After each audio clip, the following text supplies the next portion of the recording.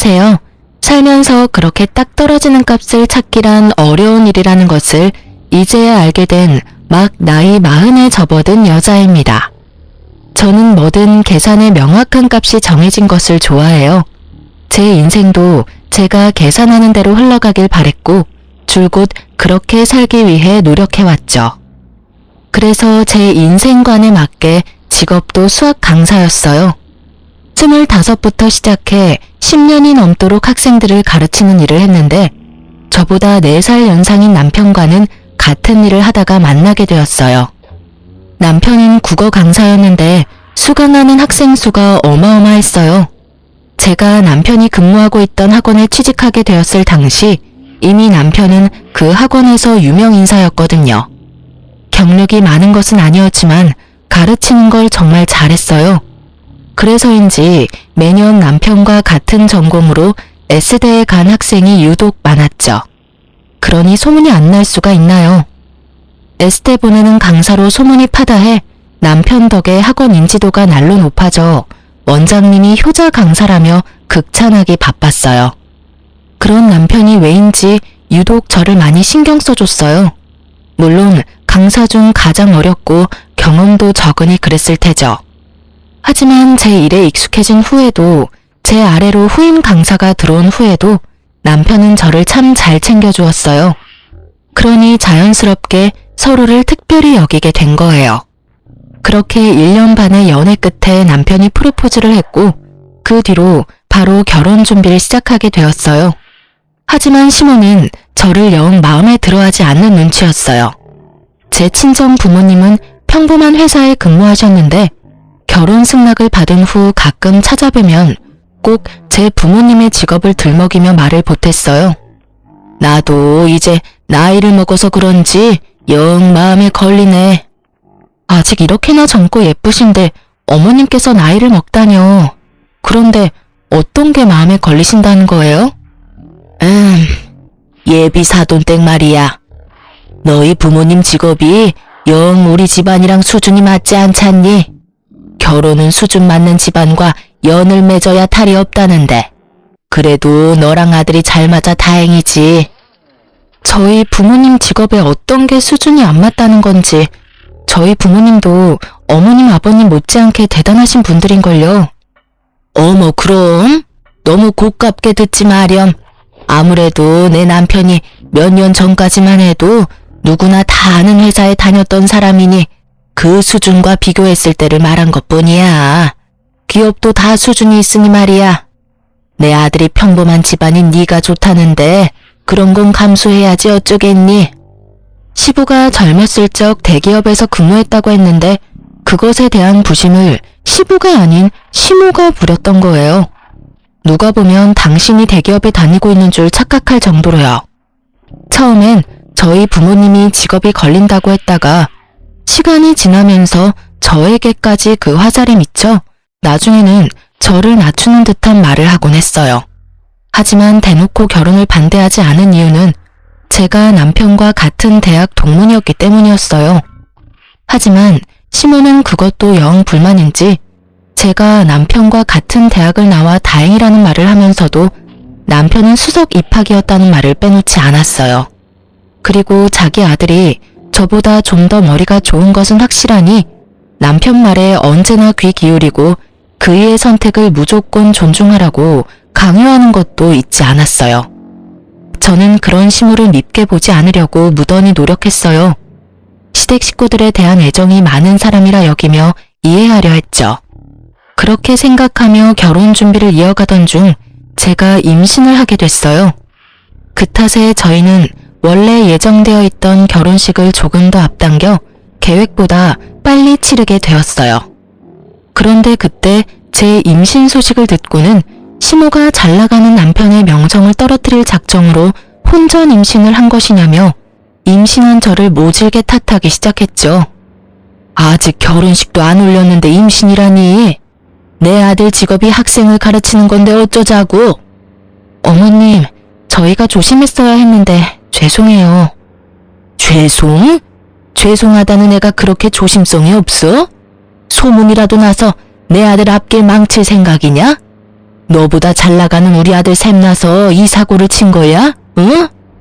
제가 오빠를 샘낼 이유가 뭐 있겠어요. 오빠가 잘 되면 저도 너무 좋은걸요. 어머님께서 염려하시는 게 뭔지 잘 알아요. 하지만 그렇게까지 말씀하시면 이렇게까지 말하는 게 뭐 부모니 당연한 거 아니냐? 너야 그저 그런 강사 나부랭이지만 내 아들은 너랑은 차원이 달라. 너도 알 것 아니니? 결혼 석 달 앞두고 누가 내 아들 체각이라도 한다니? 뭐가 그렇게 급해서 덜컥 임신을 해? 수준 떨어지는 네 부모는 네 임신이 마냥 좋다니? 속도 없는 양반들이 잘했다고 하느냐고. 어머님, 자꾸 제가 나쁜 마음으로 혼자 계획하고 저지른 것처럼 말씀하지 마세요. 임신은 혼자 한다고 되는 게 아니라고요. 그리고 어머님 아들만 강사 아니고 저도 강사고요. 어머님껜 제가 그저 그런 강사로 보일지 몰라도 제 부모님껜 그 누구보다 유능한 강사예요. 어떤 마음인지 잘 알지만 그래도 이건 아니죠. 네가 우리 아들보다 유능해? 웃기지도 않네. 사회적으로 내 아들이 더 출중한 건 너무 당연한데 내가 이 상황에 지금 네 부모 마음까지 헤아려야 하니? 그리고 똑똑한 내 아들이 바보 같은 짓을 할 리 없으니 이건 전부 덜 떨어진 네가 만든 짓이 뻔하잖아. 그러니 널 나무라지. 이게 뭐 잘못됐다는 거냐? 시모의 역정이 너무 심해 몇 날 며칠 동안 난리도 아니었어요. 정말 이 결혼을 엎어야 하나 심히 고민하게 될 정도였죠. 하지만 이미 뱃속에 아기가 있으니 쉬운 결정은 아니잖아요. 결국 독하게 마음먹지 못하고 참아야만 했어요. 그래도 다행인 건 시모가 저를 탓하는 걸 알게 된 남편이 전적으로 나서서 시모를 말리고 제 편에 서서 잘 대처해 주었어요. 그 모습을 보니 아무리 드센 시모라도 믿음직한 남편만 있다면 고부 갈등이 생겨도 잘 이겨낼 수 있을 거라는 믿음이 생기더라고요. 남편 덕에 이 갈등을 잘 넘기고 시모와도 잘 풀어낼 수 있었어요. 그리고 결혼 후 임신 기간에도 저는 강사로서 큰 탈 없이 지냈어요. 물론 남편의 명예를 실추시키는 상황도 전혀 생기지 않았고요. 그렇게 평화로운 날을 보내며 안정적으로 출산까지 하게 되었어요. 앞으로도 평화롭게 지내던 만큼만 평안하길 바랬는데 그저 제 큰 욕심이었던 걸까요? 출산 후 친정엄마가 제 산후조리를 도와주기로 해 마음 놓고 있었는데 막상 출산하고 나니 잠자코 있던 시모가 먼 시골에서 올라오겠다는 겁니다. 저는 친정이 가까워 굳이 올라오지 않아도 괜찮다고 말렸지만 시모가 고집을 부리시더라고요. 아이가 얼마나 보고 싶으면 이러실까 싶어 더 말리지 않았어요. 시모에게 산후조리에 대한 큰 기대는 하지 않았기에 며칠 편히 지내시고 내려가시라고 할 생각으로 친정엄마에게 좀 불편하더라도 조리해주러 와달라고 말해두기까지 했어요. 그런데 시모는 올라오자마자 친정엄마를 보내더라고요. 자기가 며칠 있으면서 챙겨주면 되니 마음 쓰지 말고 가라면서요. 하지만 제 산후조리를 핑계로 올라와 놓고 산후조리는커녕 아무것도 도와주지 않았어요. 아니, 되려 절 더 힘들게 했다고 해야 맞는 말이겠네요. 저를 살펴주는 것까지는 바라지도 않았어요. 그래도 아기 때문에 왔을 테니 아기는 챙겨줄 거라고 믿었는데 손 하나 까딱 안 하고 있다가 아기를 막 재어 뉘어놓으면 잠든 모습이 천사같이 예쁘다며 벌떡벌떡 안아 올려 깨우기 일쑤였고 출산 일주일밖에 되지 않은 제가 밖에 나가 양손 가득 장까지 봐와야 했어요. 시모는 제 친정엄마까지 돌려보내놓고 정작 제게 손님 대접까지 받길 원하시더군요.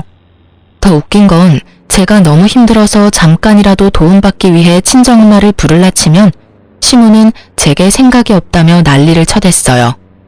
본인이 있는데 사돈댁한테 힘들다는 티를 내면 얼마나 본인을 욕보겠냐면서 말이에요. 그러면서 집에만 있는 게 힘들면 얼마나 힘들다고 이러느냐며 이래서 애나 잘 키울 수 있겠냐는 소리까지 하는데 골이 지끈거릴 정도로 화가 나는 걸 괜히 말을 보탰다가 큰 소리가 날까 싶어 꾹 참으며 버텼어요. 결국 저는 출산 2주 반 만에 혼절해 병원에 실려가고 말았습니다. 혼절할 때 아이를 안고 있지 않아서 천만다행이었지 그 갓난아기를 안고 있었다면 정말이지 상상하기도 싫네요. 다행히 큰 문제는 아니라 정신을 차린 뒤 하루만 병원에서 보내고 집으로 돌아왔어요. 그런데 집에 들어온 사람이 저라는 것을 안 시모는 잔뜩 인상을 찌푸리고는 제게 마구 성질을 부리더라고요. 너 병원에 있으면서 아주 좋았나 봐. 얼굴이 하루 사이에 확 폈네. 빚이란 너 때문에 내가 하루 꼬박 육아만 했잖아. 내가 무슨 육아 도움이나 하려고 올라온 줄 알아? 제가 올라오지 않으셔도 된다고 말렸는데 한사코 오겠다고 고집부린 건 어머님이시잖아요. 제가 왜 혼절해서 병원까지 실려가는지 정말 몰라서 지금 이러시는 거예요? 지금 내가 널 그렇게 만들었다는 말이 하고 싶은 거냐? 응? 네가 약한 걸 누구 탓을 하려고 들어? 이래가지고 애는 어떻게 키우려고 그러니? 제가 약한 게 아니라 어머님께서 절 힘들게 만든 거죠. 지금도 아파서 병원까지 실려갔던 저한테 어머님 부려먹었다고 따지고 계시잖아요. 산후조리 해야 할 시기에 먼 길 올라와 손 하나 까딱 안 하는 어머님 챙기랴, 잠 못 자며 보채는 아기 챙기랴, 제가 어떻게 버텨요? 너 정말 웃긴다. 네가 무슨 상전이라도 되니? 애 낳은 게 대접받아야 하는 일이냐? 나 때는 산후조리랄 것도 없었어. 그런데 아주 멀쩡히 다 했다고. 어디서 주접을 떨어? 엄마, 왜 그래? 새벽잠 줄여가며 아기 돌보는데 힘든 게 당연하잖아. 엄마가 조금만 신경 좀 줘요. 당신도 엄마한테 그렇게 언성 높이지 말고. 잘 지내다가 갑자기 또 왜 그래들. 아니, 더 신경 써주실 필요도 없어. 어머니, 저 병원에 갔을 때 아기 돌봐주시느라 고생 많으셨고요. 이제 그만 시댁으로 내려가세요. 당신이 어머님 댁에 모셔다 드리고 와. 야, 몸뚱이 나약한 걸 들먹이면서 감히 시어미인 나를 이렇게 대우해? 여기 내 아들 집이야. 내가 내 아들, 내 손주, 집에 마음대로 있지도 못해? 네가 뭔데 날 내쫓아? 농사 짓는 내가 시아비한테 맡겨두고 올라와 있는 건데 네 눈치까지 봐야 하냐? 네가 뭔데 나보고 가라 말아야? 저는 참지 못하고 시모에게 단도직입적으로 돌아가라고 말했어요. 남편은 제가 혼절한 후라 눈치가 보였는지 알겠다고 했지만 시모는 이대로 내려갈 생각은 없는지 노발대발을 했어요. 하지만 저는 시모의 말에 아무 대꾸하지 않았어요. 대신 회심의 일침을 남편을 향해 날렸습니다. 당신 결혼 1년 만에 고부 갈등을 방관한 이유로 이혼당하고 싶은 게 아니라면 지금 당장 어머님 시댁으로 데려다줘. 마지막 기회야. 시모는 제 태도에 자신을 무시하냐며 더욱 불같이 화냈지만 저는 그저 남편만 차갑게 바라볼 뿐 아무것도 하지 않았어요. 남편은 그제야 시모를 뜯어말려 시댁으로 돌려보냈어요. 하지만 돌아와선 저한테 화를 내더라고요.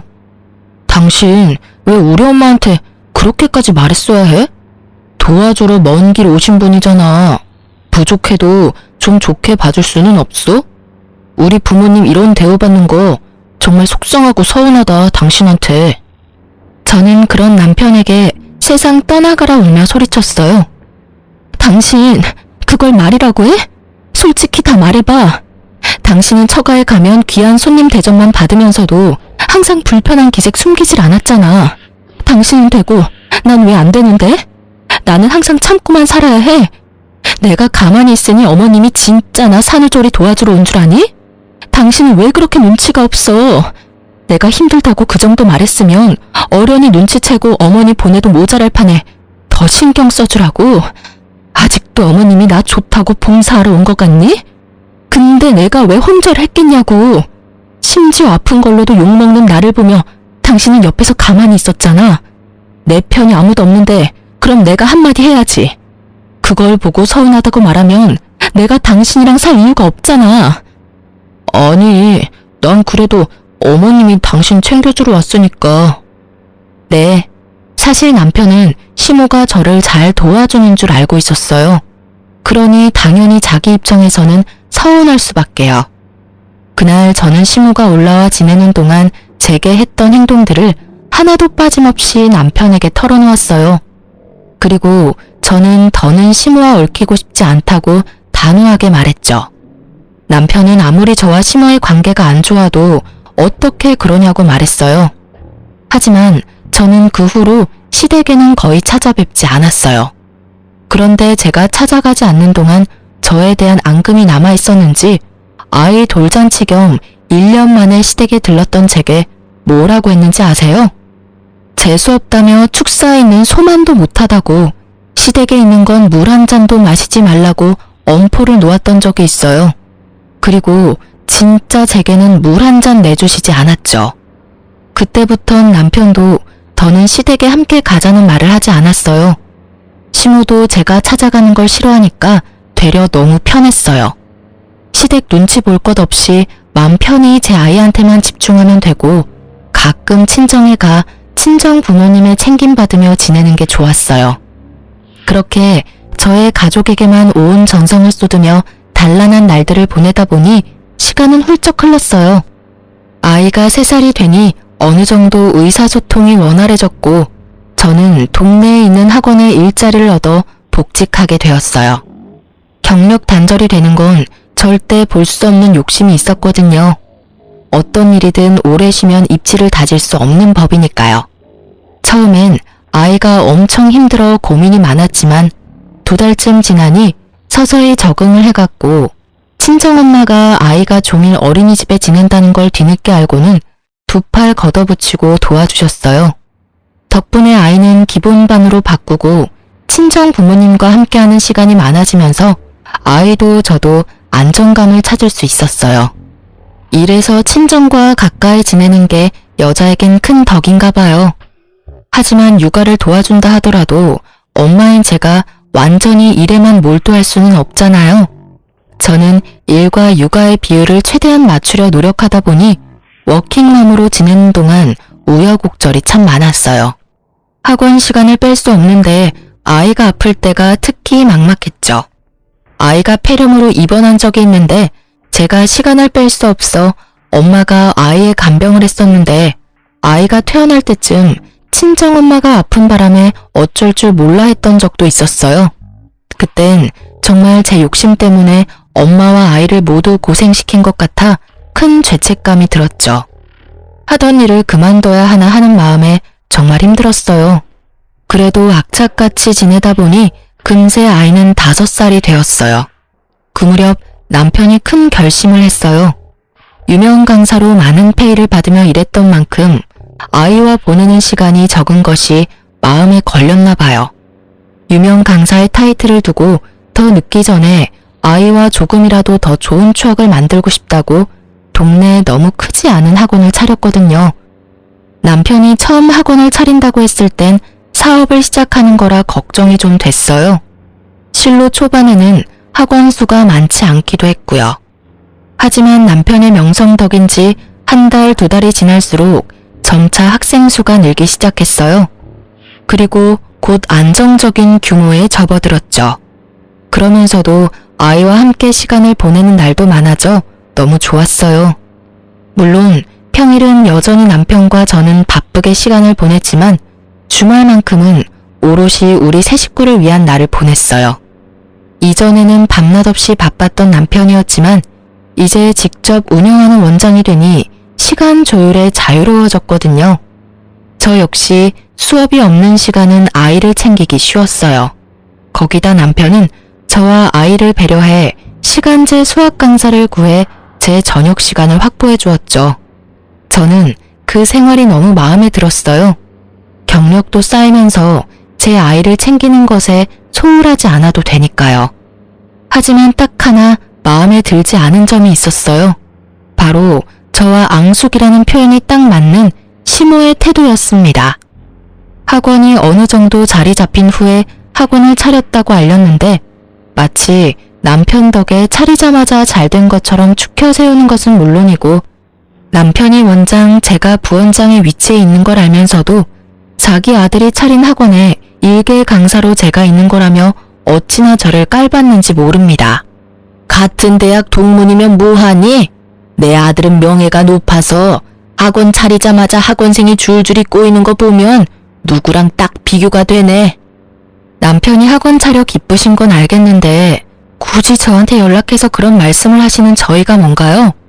그렇게 말씀하지 않으셔도 제가 같은 업계 사람이니 남편이 얼마나 유능한지는 잘 알아요.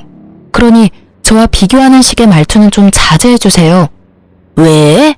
기분 나쁘냐? 내가 틀린 말을 하는 것도 아닌데. 네 자존심이 용납이 안 돼? 결혼할 당시 보잘것없는 너를 내 아들과 대학 동문이라는 것만 보고 허락했어. 그런데 그 대학 간판도 의미가 없지 않니? 이렇게 차이가 나는 걸. 내가 그때 더 따져봤어야 했나 봐. 어머님, 도대체 저한테 왜 그러시는 건데요? 하진이 생겼을 때도 그렇게 저 혼자 실수한 것처럼 쥐잡듯 잡아놓고 그걸로는 모자르세요? 그렇게 제가 성에 안 차면 결혼 전에 잘 좀 따져보시지 그러셨어요. 이미 부부의 애까지 있는 상황에 그런 말씀은 해서 뭐하나요? 어머, 왜 그렇게 화를 내니? 그냥 우스갯소리 좀 한 걸 가지고. 이런 소리 듣기 싫었으면 네가 네 처신을 좀 잘해서 경력도 쌓고 내 아들만큼 강사로 이름도 좀 날리고 그러지 그랬어. 왜 네가 못해놓고 나한테 괜히 성을 내니? 내 아들이 학원 원장인 게 배라도 아프냐? 아, 남편이 잘 되는 게 배 아픈 아내도 있나요? 어머님께서 이렇게 저를 긁어대시니까 화가 날 뿐인 거죠. 아들 자랑스러워하는 거 다 이해하는데요. 거기까지만 하세요. 저울에 올려놓고 재는 것 좀 그만하시라고요. 너 말 참 웃기게 한다. 내가 무슨 저울질을 했다고 그런 표현을 쓰니? 네가 내 아들이랑 저울질할 깜냥도 안 드는데. 나는 그냥 내 아들보다 못난 네가 마음에 안 드는 거야. 시모의 예의 없는 말들을 뭐하러 듣고 있나 싶은 생각에 이런 시모를 상대하고 있는 제가 다 한심하게 느껴졌어요. 그래서 저는 그 생각이 든 후로는 상대하지 않았어요. 그냥 네 아들이 잘났다 이런 식으로 대꾸하고 말았죠. 남편이 학원 원장인 것은 틀린 말도 아니고 남편이 원장이고 아니고가 뭐가 그리 중요한가요? 어차피 남편 학원이 제 학원인 셈인데요. 시모의 말을 귀담아 듣고 매번 상대하며 제 힘만 축내느니 듣기 좋은 말해주고 마는 게 훨씬 편하잖아요. 실로 제가 무미건조하게 반응하기 시작하니까 시모도 약 올리는 재미가 없었는지 몇 번 더 거론하다가 말더라고요. 그때부터 저는 시모를 어떻게 대하면 되는지 감이 왔어요. 그 뒤로는 어쩌다 시모와 연락을 하기라도 하면 그냥 맞장구나 쳐주고 제가 조금 부족하죠 라고 말하고 말았어요. 시모는 머쓱한지 이제 제가 조금 자기 파악을 해 대화가 통한다며 지금 같은 태도가 쭉 이어졌다면 서로 얼굴 붉히는 일 없이 얼마나 좋았겠냐고 하는 거예요. 시모의 말에 기가 찼지만 상대할 인간이 아니다 싶어 대충 넘겼어요. 그 뒤로는 시모가 남편 자랑을 한답시고 제게 연락하는 게 뚝 끊겼고 저는 그제야 숨통이 트였어요. 그렇게 학원 일과 육아에 열중하며 지내는데 얼마 지나지 않아 또 혈압이 오를 일이 생기고 말았어요. 시모는 농사일을 시작하고 줄곧 무릎 통증을 자주 느꼈어요. 사실 시모는 가방끈이 짧아 젊어서 이 일 저 일 가리지 않고 돈을 버는 일이라면 무엇이든 했다고 하더라고요. 시부와 결혼하고도 남편을 낳기 전까지는 쭉 일을 쉬지 않았고요. 젊어서 몸을 사리지 않고 썼으니 나이가 들어 고된 농사를 하니 여기저기 나만 하는 곳이 없었던 거죠. 무릎 연골이 많이 닳아 수술을 해야 한다는 걸 바쁘다는 핑계로 차일피일 미루며 지냈다가 결국 심각한 상태까지 병을 키운 거예요. 결국 시모는 남편과 시부의 고집으로 무릎 수술을 받게 되었어요. 무릎 수술이 저는 잘 알지 못해 수술만 하면 금방 회복되는 줄 알았는데 재활까지 할 정도로 힘든 수술이라는 걸 나중에야 알았어요. 시모와 저의 사이가 워낙 좋지 못하다는 걸 남편도 알기에 저희 있는 곳에서 멀지 않은 큰 병원에서 수술을 했음에도 제게 간병을 맡기지는 않았어요. 하지만 수술에 재활까지 해야 하니 먼 시골까지 왔다 갔다 하는 건 힘들다며 좋아질 때까지는 퇴원하고도 한동안 우리 집에 있겠다는 겁니다. 며느리로서 너무하다는 걸 알면서도 저는 절대 안 된다고 반대했어요. 멀리 떨어져 있으면서도 그렇게 저를 못 괴롭혀 안달이던 시모가 우리 집에서 함께 지낸다면 얼마나 더 저를 들들 볶겠어요. 산후조리 때도 손 하나 까딱하지 않고 손님 대접을 받으려던 분이니 제게 어떻게 할지 말 안 해도 눈에 훤하잖아요. 그런데 이 집안에 제 의사를 존중해 줄 사람이 있을 리가요? 되려 나쁜 며느리, 나쁜 아내밖에 더 되겠어요? 아파서 잠깐 함께 지낸다는 것에 제가 큰 소리 내는 게 우스워질 뿐이었죠. 고민 끝에 시모가 우리 집에서 지내는 동안 저는 아이와 함께 친정에서 지내기로 했어요. 그런 제게 시모는 되바라졌다느니 인정머리가 없다느니 정말 살면서 처음 들어보는 욕을 다 들어봤네요. 아픈 자기를 바쁜 아들과 두면 누가 챙겨주냐며 하나밖에 없는 며느리라는 게 며느리 노릇은커녕 시모를 굶겨죽일 작정인가 보다 하고 막말을 퍼붓기까지 했어요. 하지만 저도 시모에게 당한 것만도 몇 갠데 굽힐 수 있나요? 굴하지 않고 간소하게 짐을 싸 친정으로 들어갔죠. 그렇게 지내기로 하고 처음 며칠은 제가 출근할 때 시모와 남편의 식사를 위해 국과 반찬을 챙겨 집을 들렀어요. 그런데 그럴 때마다 시모가 어찌나 자기 집인 양 굴던지 저더러 시어머니 돌보기 싫어서 집 나간 것이라고 삿대질까지 하면서 소리치더라고요. 아이고, 여기 인간 같지도 않은 게 지 마음대로 집을 쳐들어왔네. 난 너 같은 며느리 필요 없어. 직접 모셔도 모자랄 판에 이따위로 반찬 몇 개로 좋아할 줄 아냐? 내가 그렇게 우스워? 제가 친정 가 있는 게 속상하시면 평소에 저한테 잘 좀 대해주시지 그러셨어요. 남편이 바빠서 제가 이렇게라도 안 챙겨드리면 쫄쫄 굶으셔야 하잖아요. 그걸 아는 것이 시어미 좀 챙기는 게 싫어서 내빼? 어떻게 너 같은 것이 우리 집에 들어와서는 다 필요 없으니까 네가 집에 들어와서 나 챙길 거 아니면 김조각 하나라도 챙겨오지 마렴. 다 밑보여놓고 뭐 하는 척하지 말라 이 말이야. 인정머리 없는 못 배운 거사. 아, 차라리 잘 됐네요. 힘들게 반찬 만들어봤자 좋은 말은 하나도 못 듣는데 저야 좋죠. 그러면 어머님 시댁 내려가기 전까지는 저는 아예 신경 안 쓸 테니 알아서 식사 잘 챙겨 드세요. 저것이 진짜 이 집에서 당장 나가 이거사. 쓸모도 없는 것 같으니라고. 무능한 게 버르장머리까지 없어선 어디다 써먹나 저걸. 으휴. 시모와 또다시 한바탕 한 뒤로는 최소한의 챙김도 하지 않았어요. 학원에서 남편을 마주치다 보니 그나마 간단한 반찬 몇 가지는 손에 들여보냈지만 다른 건 신경도 쓰지 않았죠. 시모와의 접점이 일부러라도 줄이며 지냈어요.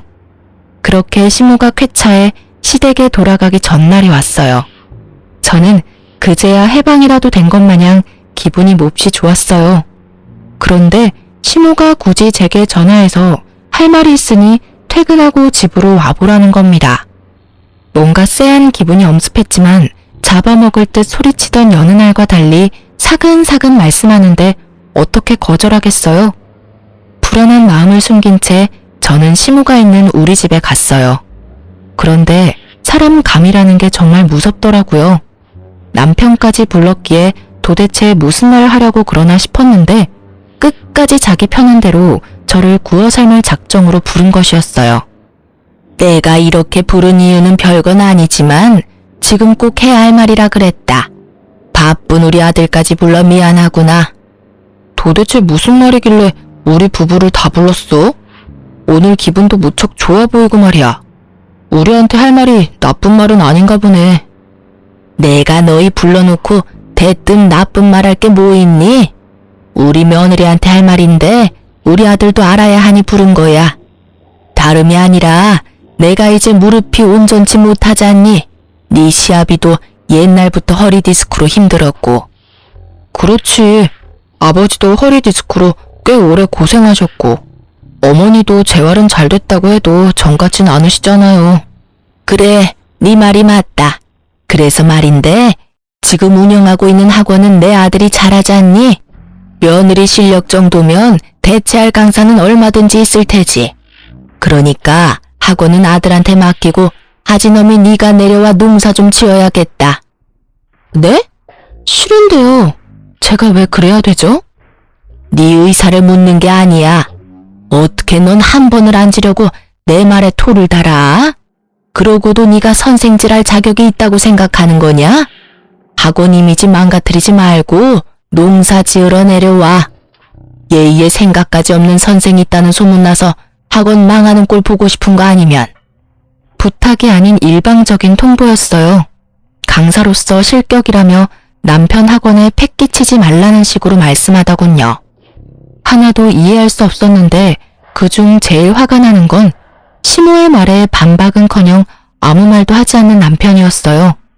가만히 인형처럼 듣고만 있는데 생각이 있는 건가 싶었죠.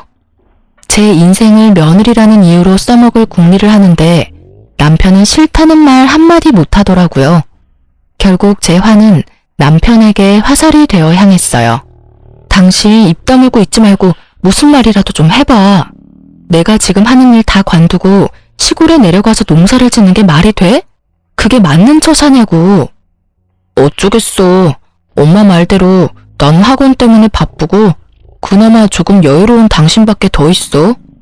내가 형제나 남매가 있는 것도 아닌데 말이야. 엄마 아빠 모두 몸이 성치 않은 것도 사실이고. 역시 부모 생각해주는 건 내 아들뿐이구나. 이렇게 똑똑하고 사리분별을 잘하니 뭘 해도 성공하지. 예, 그럼 넌 내일 나와 같이 내려가야 되니 채비를 해두거라. 누구 마음대로 내려가요? 아무리 제가 가족이라는 소속에 속해 있어도 그렇지 그렇게 도움이 필요하면 어머님 아들 데려다가 부려먹으세요. 엄연히 저는 피 한 방울 안 섞인 남이니 남의 자식 고생시킬 궁리만 하지 마시고요. 당신도 정 어머님 아버님이 걱정되면 당신이 직접 내려가. 가서 농사를 짓든 요양을 도와드리던 다 당신이 가서 하라고. 서운함을 넘어 분노가 치밀었어요. 남편은 제 말에 되려 결혼하면 자기 부모가 제 부모고 제 부모가 자기 부모인데 도움이 필요할 땐 선 긋는 게 이기적이라며 너무하다더군요. 하지만 제가 도대체 뭐가 너무하단 건가요? 저도 제 꿈이 있는 건데. 저를 무시하다 못해 이제 제 노동력까지 자기들 멋대로 하려고 하면서 제가 이런 말까지 들어야 하는 건가 싶더라고요. 결국 저는 참지 못하고 남편과 시모에게 고함을 치며 따졌어요. 저도 저희 부모님한테 소중한 자식이고 그 누구보다 유능한 강사로 인정받아요. 어머님이 폄하하고 비교질하던 그깟 강사 나부랭이가 아니라 누군가에게 인정받고 있는 강사라고요. 당신 아들과 똑같은 직업인데 왜 저만 차별하고 못되게 구세요? 더 이상 못 참겠네요. 아들만 귀하게 여기실 거면 이혼하고 아들 품고 사시면 되겠네요. 저도 저 소중하게 여기는 분들한테만 베풀면 되는 거죠. 안 그래요? 저 싫다는 사람들을 위해서 제 소중한 강사직을 내려놓을 필요는 없죠. 당신도 그래. 당신 그 커리어 지키려고 와이프는 시골에서 농사 짓게 한다는 게 말이야? 개소리 집어치우고 아픈 부모님 눈에 밟히면 당신이 직접 보살피면 되겠네. 당장 이혼해. 아니 여보, 아무리 서운해도 그렇지 이혼이라니. 아니, 내가 언제 널 막대했다고 그러니? 가치관이 조금 달라 의견 대립이 있을 뿐 막대하진 않았다. 어쩜 수준 떨어지는 며느리라 그런가 시어미 앞에서 이혼을 들먹이네. 저는 그 말에 참지 못하고 남편의 뺨을 내리쳤습니다. 그 상황에 시모는 노발대발 난리가 났고요. 이 청꽃이 어디 감히 귀한 내 아들 얼굴에 손을 대? 순식간에 제 머리채를 잡아 끌었고 그 힘에 저는 바닥에 꼬꾸라졌어요. 이년이 시부모가 하는 말이면 네 알겠습니다. 하면 되는 걸 매사에 고집만 피워대서는. 야, 네가 그렇게 잘났어? 하여튼 멍청한 게 아집만 세서 쓸모락을 눈 씻고 찾아볼 수가 없어. 지켜보던 남편 새끼가 옆에서 안절부절거리고는 지 엄마가 이기고 있으니 차마 막지 못하는 척 가만히 있더라고요. 정말 꼴보기 싫었어요. 시모의 소나기에서 온 힘을 다해 빠져나와 당장 눈앞에 있는 물컵을 들어 시모에게 냉수마찰 시원하게 시켜줬어요. 그런데 물인 줄 알았는데 시모가 마시려고 둔 유자차더라고요. 눈 따갑다고 정신 못 차리는 시무를 대신해 남편 새끼가 글쎄 버릇없이 뭐하는 짓이야. 이 개념 없는 여팻네야. 라며 손을 번쩍 올리더군요. 와이프가 당할 때는 막아주지도 못하는 게 지 엄마 다치는 건 죽어도 싫나 봐요. 더는 참을 수 없어 그 집을 뛰쳐나왔어요. 별 수 있나요? 절이 싫으면 중이 떠나야 되는걸요. 하지만 곱게 뛰쳐나올 순 없는 거 아니겠어요? 친정으로 향하면서 곧장 시부에게 전화했습니다. 반갑게 전화를 받아주신 시부에게는 미안한 마음이 몰려왔지만 이악 물고 지금까지 있었던 일을 전부 알렸어요. 팔은 안으로 굽는다는데 왜 친정 부모님도 아닌 시부에게 전화해 이 상황을 전했냐고요? 사실 시부는 시댁의 유일한 정상인이라 말할 수 있을 정도로 며느리를 아껴주셨어요. 솔직히 농사 짓느라 시골에만 있으셔서 많이 찾아뵙지는 못했지만 먼저 생긴 아들보다 뒤늦게 시집온 며느리를 더 친자식처럼 대해주셨거든요. 거기다 손주인 제 아이보다 저를 더 환하게 반겨주시는 분이에요. 제가 처음 시모와 다툼이 있어 시댁에 가지 않게 되었을 때 역시 시댁에 와서 괜히 눈치 보며 마음고생할 것 없다고 해준 것도 시부였어요. 그래서 시모와의 연락조차 잘하지 않을 때도 꼬박꼬박 시부에게 연락해 안부를 묻고 고민이 생겼을 때도 털어놓으며 조언도 받고 응원도 받았어요. 며느리 사랑은 시아버지라는 말을 실감할 정도로 저를 아껴주셨어요. 시부는 저와 통화를 마치자마자 먼 시골에서 불이 나게 올라오셨어요. 시부는 도착하자마자 시모와 남편을 대차게 혼쭐 내주었어요. 친정에 아침부터 찾아온 시부가 남편 머리채를 잡으며 사과를 하러 왔거든요. 사돈, 정말 볼 면목이 없네요. 시골에서 농사만 지으면서 아들 며느리 잘 살면 된다고만 생각했는데 제가 집안 관리를 못해 따님한테 피해를 끼쳐서 정말 죄송합니다. 정말이지 새아가 화 풀릴 때까지 친정에 있으렴 내 이것 정신머리를 싹 고쳐놓을 테니. 혹여라도 자기가 내려간 후 남편이 바가지를 긁으면 꼭 연락하라고 당부를 하신 뒤 시부는 시모를 데리고 시골로 내려가셨어요. 붕어머리인 남편은 시부의 말을 금세 까먹었는지 못 참고 연락을 해오더군요. 야, 너는 그렇다고 아버지한테까지 연락을 해? 그냥 몇 년 농사 짓다 핑계대며 올라오면 그만인데 왜 일을 이렇게까지 크게 만들어? 이러니 엄마 눈에 네가 예뻐 보이겠냐고. 매번 엄마랑 부딪히는 것도 네 그 못 참는 성격 때문이잖아. 몇 년 농사를 짓다 와? 내가 왜 그래야 하는데? 네 시간은 중하고 내 시간은 그렇게 막 써도 되는 줄 알아? 그렇게 부모 챙기고 싶으면 당신이나 가서 농사 짓다 오라니까. 그럴 자신도 없으면서 왜 엄만 나한테만 그 난리야? 넌 내 부모한테 뭐 해준 게 있긴 해? 제발 네 부모는 네가 챙겨. 내가 한가하면 너한테 다녀오라고 하겠어? 어쨌든 학원에서 너보다 내가 더 바쁜 건 사실이야. 나 아니면 어떻게 운영을 하는데 네 욕심에 학원 망할 일 있냐? 그러니까 네 부모 농사는 네 부모한테 하라고 해. 아무리 자식이라도 자의대로 선택한 게 아니라면 강요하면 안 되는 게 맞는 거 아니야? 결국 또 한 번의 말다툼으로 별거를 확정짓고 따로 지내게 됐어요. 아이가 혹시라도 불편할까봐 집도 따로 구했고요. 부모의 별거로 겁먹었을 아이에게 조금이라도 기죽지 않게 해주고 싶었거든요. 그런데 불난집에 부채질을 하는 사람은 또 있었죠. 시모가 며칠을 시부만 없다 하면 제게 전화해서 갖은 막말을 또 해대기 시작했어요. 내용은 남편과 크게 다르진 않았고요. 물론 농사 지으러 내려오란 말은 쏙 들어갔더라고요. 시부를 돕는 게 그렇게 넌더리가 날 정도로 싫은 일이냐며 부모가 어떻게 가르쳤으면 이렇게 이기적이냐며 제 부모님까지 거론하며 함부로 말을 해댔어요. 제가 언제까지 이 수모를 당할 수만은 없다는 생각에 시모가 제게 연락해 퍼부어대는 말들을 모조리 녹음했어요. 그리고 저는 학원에 휴가까지 내고 시댁으로 내려갔습니다.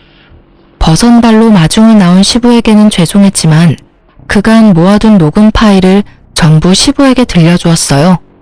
그걸 들은 시부는 머리끝까지 화가 나서는 농사고 뭐고 다 때려치겠다며 난리도 아니었어요. 시모에게 농사하기 싫으면 네가 나갈 일이지 왜 잘 사는 사람을 오라가라 하냐며 며느리 앞에서 시모 머리채를 냉큼 잡아 올리더군요. 솔직히 당한 게 많아서 그런가 아주 속이 시원하더라고요.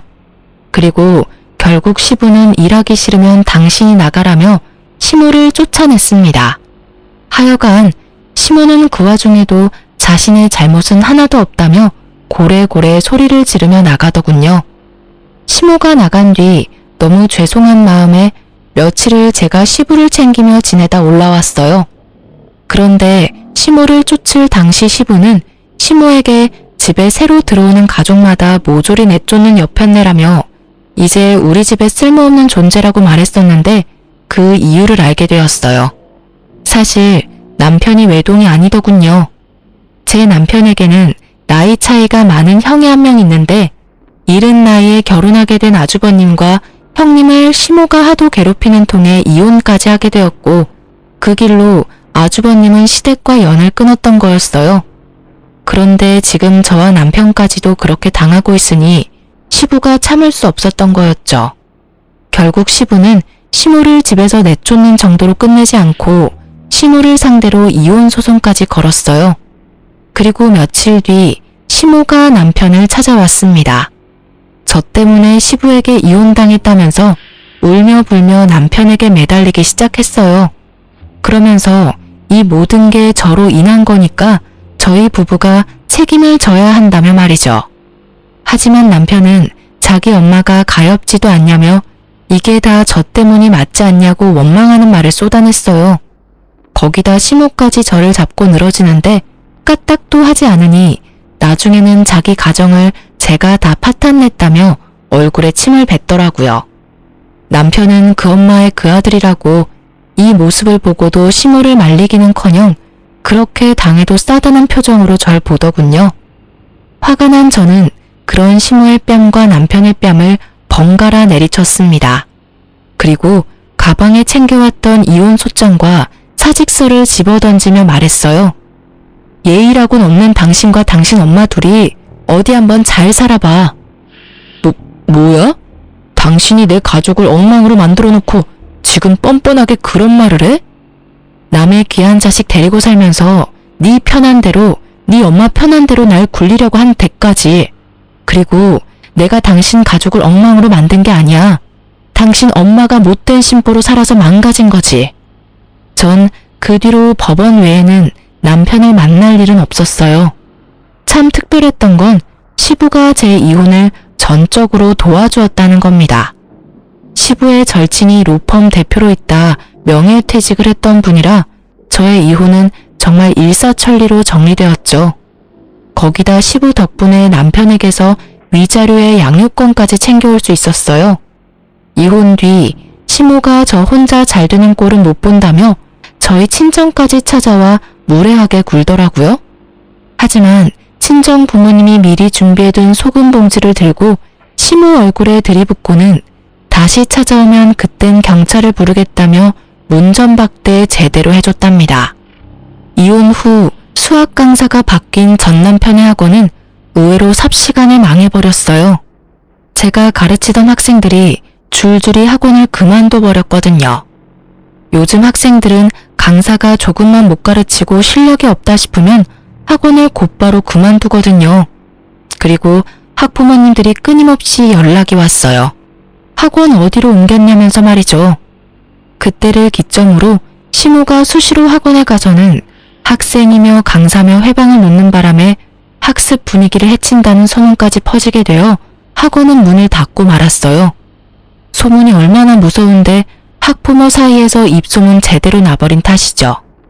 제 엄마 탓도 못한 채 국어 강사로 다른 학원에 다시 입사한 전 남편은 끝까지 시모로 인해 구설수에 올랐고 결국 잘리고 입사하고를 반복하다 그 학원에서 쫓겨나고 말았습니다. 다른 학부모님이 연락 와서 가르쳐주더군요. 말 그대로 학원계에서 매장당해버린 전 남편은 시모 뒷바라지를 위해 일용직을 전전하는 것 같더라고요. 전 남편에게 이 많은 일이 벌어지는 동안 저는 살고 있는 아파트에서 아이들을 가르치는 작은 공부방을 차렸어요. 예전에는 이름 날린 유명 강사가 꿈이었지만 지금은 저를 괴롭히던 시모와 방관하던 남편이 없이 저만의 일을 하며 보내는 이 단란함이 너무나 좋아요. 지금은 집에서 일하며 아이가 학교 후 돌아왔을 때 늘 제가 반겨줄 수 있는 것에 큰 감사함도 느껴요. 딸도 집에 왔을 때 자신을 반겨주는 엄마가 있어 집이 너무 따뜻하게 느껴진다고 참 좋아해요. 공부방을 시작한 지 얼마 안 됐을 땐 인원수가 10명이 채 되지 않았지만 지금은 대기까지 걸려있을 정도로 활발히 운영되고 있어 유명 강사로는 이름을 날리지 못했지만 동네의 유명한 단체 공부방 원장으로는 이름을 날렸네요. 이만하면 제 꿈을 아예 못 이룬 건 아니라는 생각이 들어요. 언젠가 제 이름을 건 수학 전문학원을 차릴 날을 꿈꾸며 저는 오늘도 그리고 앞으로도 제 생활을 열심히 지낼 겁니다. 제 사연을 들어주셔서 감사합니다. 좋은 하루 되세요. 안녕하세요. 혹시 여러분은 지옥으로 들어가려는 입구에서 누군가 저를 막아주었다면 어떤 기분이 들까요? 그 누군가를 은인으로 생각하며 감사하게 생각하겠죠. 그렇지만 저는 좀 달라요. 저를 막아주었던 은인이 선의로 그런 행동을 한 건 아니었거든요. 하루에도 수십 번 천국과 지옥을 오고 가며 고민에 시달렸던 저를 구해준 사람이 저의 상간녀였거든요. 지인들이 제 이야기를 들으면 진짜 잘 됐다며 웃으며 소리칠 정도로 절묘했던 저의 이혼 이야기를 다른 사람들과도 나누고 싶어 글을 올리게 됐네요. 이제 정말로 모든 게 끝났으니까요. 제 이혼의 시작은 직장으로 찾아온 한 사람 덕분이었어요. 일을 마치고 급히 나오는데 한 여자가 저를 찾아왔더군요. 저는 급히 저를 찾았다는 여성을 안으로 들였어요.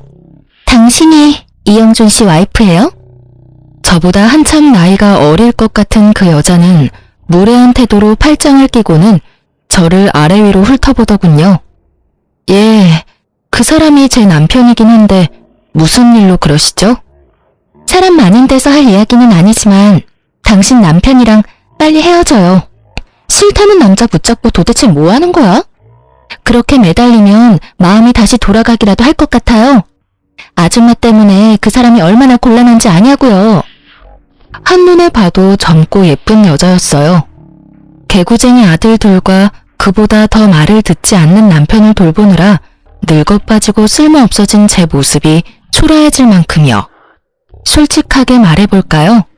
이렇게 예쁜 여자가 다 늙어 빠진 남편과 그렇고 그런 관계일 거라고는 상상조차 못할 만큼 늘씬하고 잘 꾸민 그런 여자였죠. 그리고 저런 말을 꺼낼 줄은 더욱 상상 못했고요. 정리 중이라 시끄러웠던 곳이 조용해졌어요. 목소리는 얼마나 큰지 직장 동료들이 다 들었거든요. 우리 남편이랑 뭐요? 저희 사귀는 사이예요. 무늬만 부부인 그쪽이랑은 완전 다르거든요. 뱃속에는 아이까지 있는데 깨끗하게 이혼해 줄 거죠? 여기까지 찾아온 이상 저도 맨입으로 이혼하라는 건 아니에요. 상간녀 소송 할 거면 해요. 그 사람이 다 갚아주기로 이미 약속했으니까. 그러니까 알아서 눈치껏 좀 빠져줘요, 아줌마. 그 이야기를 들으면서 저는 정말 천국과 지옥을 오갔어요. 동료들 앞에서 남편의 불륜이 탄로났다는 수치스러움과 지금 이 지옥 같은 상황에서 빠져나가게 해줄 거라는 안도감이 저를 가득 채웠거든요. 차분하게 생각해보니 도리어 제게 반가운 말이더군요. 그리고 지금 이 상황에 이런 말을 하는 상간녀는 아무것도 모르고 있구나라는 걸 파악했거든요. 그래요? 그렇게나 사랑하신다고요? 그럼 이혼해 드릴게요. 그 늙고 볼품없는 남자를 원한다면 드릴게요. 꼭 결혼해서 행복하게 사세요. 제 말에 상간녀는 생각보다 더 크게 당황한 표정이었어요. 그럴 수밖에요. 모진 소리 들을 거 각오하고 여길 찾지 않았겠어요? 그런데 선뜻 이혼해주겠다니 본인도 당황스러운 거겠죠. 저는 웃어줬어요. 이 수치스러움과 쪽팔림보다도 눈앞의 상간녀가 저 대신 지옥으로 걸어 들어가게 될 걸 예상하고 있었으니까요. 남편의 상간녀에 대해 처음으로 알게 된 건 5년 전이었어요. 시부가 무척 많이 아팠던 때였죠. 남편은 사업으로 바쁜 사람이었지만 부모 생각은 지극한 효자라 바쁜 자기 대신 제게 시부모를 잘 모셔달라 했었어요. 당시 남편은 사업으로 많이 바쁜 상태였고 어쩔 수 없이 제게 그 수발의 몫이 돌아왔어요. 주변 사람들이 보면 참 잘한다, 때로는 너무 힘들겠다는 말을 들을 정도로 저는 시부모 수발의 진심이었어요. 제가 착해서가 아니라 만약 제 수고로움이 힘들어 보이지 않으면 남편이 합가 이야기를 꺼낼까봐 두려웠거든요. 그래서 눈에 띄게 열심히 한 면이 있었죠. 처음에는 아픈 시부도 그런 시부를 간병하는 시모도 제 수발이 당연하다는 듯 여기더라고요. 일을 하며 아이까지 돌보는 제가 일을 마치고 시댁을 찾아 청소하고 빨래하고 밥 해놓고 반찬하고 솔직히 어마어마한 양의 일을 처리했다고 보면 돼요. 합가하면 더 편했을지도 모르겠다고 이야기하지만 합가했었어 봐요. 이런 일 말고도 신경 써야 할 일이 얼마나 많겠어요. 그래서 열심히 했어요. 시무는 매번 제게 거리낌 없이 요구사항을 말했어요. 집 청소가 어떻다, 반찬이 어떻다, 신경 좀 써라 등등. 선의로 하는 일에 감나라 배나라 하시곤 했거든요. 남편도 제 스트레스에 한몫하긴 했죠. 시댁 상태가 말이 아닌데다가 저에게 그 수발까지 요구했으면 자주 시댁에 와서 들여다보기라도 해야 하잖아요. 그렇지만 남편은 매번 바빴어요. 사업하느라 바쁘다는 걸 알고 있었지만 정말 주말 부부만큼 보지 못하는 날이 더 많았거든요. 그때쯤에는 아들들도 아빠를 찾지 않는 게 당연한 일이 됐을 정도였고요. 제게 생활비를 많이 주지는 않았지만 분명히 저금을 하며 착실히 모으고 있을 거라는 생각을 했어요. 뭐 다 착각이었지만요. 시부모를 모시고 병원을 다녀오는 길이었어요. 시부 상태가 나쁘다는 말에 급히 눈치 보며 연차까지 쓰고 나와 두 분을 모시고 갔다 오던 길이었거든요. 두 분 심기는 많이 불편했어요. 이거 봐라. 네가 같이 살고 있었으면 이런 일도 없었지 않니? 갑자기 아버지 쓰러지고 내가 할 수 있는 일이 없었어. 너희 진짜 합가할 생각 없는 거니? 네가 적극적으로 이야기하면 네 남편이 싫다고 할 리가 없지 않니? 어머님, 아들들 이사하면 학교도 다 옮겨야 하고 애들 친구들하고도 다 헤어져야 하잖아요. 예민한 나이인데 좀 이해해 주세요. 그리고 제 직장도 시댁에서는 너무 멀어서. 그러니 하는 말 아니냐? 직장을 우리 집 근처로 옮기던지. 그리고 손주들이야 뭐가 그리 중요해?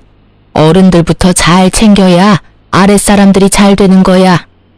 그간의 제 노고 따위는 가뿐히 씹어드시는 시모 말에 기분이 상한 건 저도 마찬가지였죠. 제 시간, 노동력, 정신노동까지 써야 하는 일인데 합가라니 말도 안 되는 일이었죠. 그래서 간곡하게 안 된다며 운전에만 집중하고 있었어요. 그러다 길을 잘못 들게 됐어요. 시모 말 때문에 화가 나서 빠져야 하는 길에 빠지지 못하고 직진하게 됐거든요. 또 한참 둘러가야 된다는 생각에 한숨을 쉬는데 옆 차선에 어디서 많이 보던 차가 한 대 있더군요. 남편 차였어요. 반가운 마음과 화가 나는 마음이 동시에 들었죠. 남편 때문에 다 이런 일이 일어난 게 아니냐 싶은 마음이 깊은 곳 한켠에 존재하고 있었거든요. 남편에게 급히 전화를 걸었어요. 어디야? 나? 지금 지방 내려와 있어. 오늘 좀 바빠서 일찍 못 들어가. 그렇게 말하고 끊더라고요. 제 눈앞에 뻔히 남편 차가 있는데 말이죠. 그 차에 다른 사람이 타고 다닐 일도 없었어요.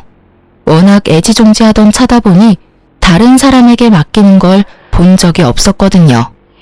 저는 뒤에 시부모님이 있다는 걸 알면서도 남편의 차를 뒤쫓았어요. 왠지 모를 싸한 기분이 들었거든요. 그렇게 차가 도착한 곳은 모텔촌이었어요. 그리고 그곳에서 나오는 건 남편과 웬 여자였죠. 얘, 집에는 안 가고 여기는 왜 와? 시모 말도 무시하고 저는 차에서 튀어나가며 남편을 불렀어요. 여보. 제 말에 남편이 깜짝 놀란 듯 뒤돌아보더군요. 제 얼굴을 발견하고는 팔짱 끼고 있던 여자 손까지 놔버리고요. 여자는 놀랐는지 후다닥 도망가 버렸어요. 여보, 당신이 여길 어떻게... 내가 할 말이지. 당신이 왜 여기에 있어? 그것도 새파랗게 젊은 여자랑. 여태껏 바쁘다더니 바람 피고 있었던 거야? 너 지금 바람 피면서 나한테 시부모님 수발 들도록 만들었어? 여보, 그게 아니라 저 여자랑은 그냥 잠깐 쉬려고 온 거야. 떳떳하면 도망은 왜 가? 그리고 쉬려면 혼자 쉬지. 왜 당신이 그 여자랑 같이 들어가서 쉬어? 그것도 모텔에서. 당신이 어떻게 나한테 그래? 애들이며 시부모님이며 다 나한테 맡겨두고 다른 년이랑 바람이나? 네가 사람이니? 사람이야. 이딴 짓 해놓고 나한테 합가하자고. 왜? 나 시댁에 처박아두고 다른 년이랑 더 편하게 붙어먹으려고? 둘이 큰 소리를 내고 있으니 시모가 나왔더군요. 이게 다 무슨 일이냐? 어머니가 여기 왜... 아버님 갑자기 상태 안 좋아져서 내가 두 분 모시고 병원 다녀오던 길이야. 연차까지 쓰고 병원 갔다 오는 길에 당신 차 보여서 따라온 거야. 그런데 나한테 지금 당신이 무슨 짓을 했는지 알기나 해? 미안해 여보. 정말 딱 한 번 만난 사이야. 당신이 생각하는 그런 일 없었어. 거짓말하지 마. 한 번 만난 여자 아니잖아. 당신이 원하면 이혼해줄게. 나랑 이혼하고 그 여자랑 살면 되지. 무슨 헛소리야? 나는 당신이랑 이혼할 생각 없어. 진짜 내가 잘못했어. 그러니까 화 풀어, 응? 영준이 너 이 녀석 도대체 뭐 하는 놈이야? 며느리를 놔두고 네가 바람을 펴? 이 호로 자식 같으니라고. 남편과 제가 싸우는데 시모가 버럭 화를 내더군요. 저도 그렇게 화내는 거 처음 봤어요. 아들 사랑이 지극하신 분이셨거든요. 그런 시모가 아들에게 화를 냈으니 저도 당황했죠. 잘못한 놈이 그렇게 뻔뻔하게 용서를 구해? 이 망할 놈의 자식. 네가 부모 보는 앞에서 그런 짓을 하고도.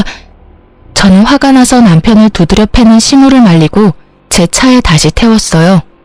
화가 끝까지만 저는 다 때려치우고 어디론가 가버리고 싶었어요.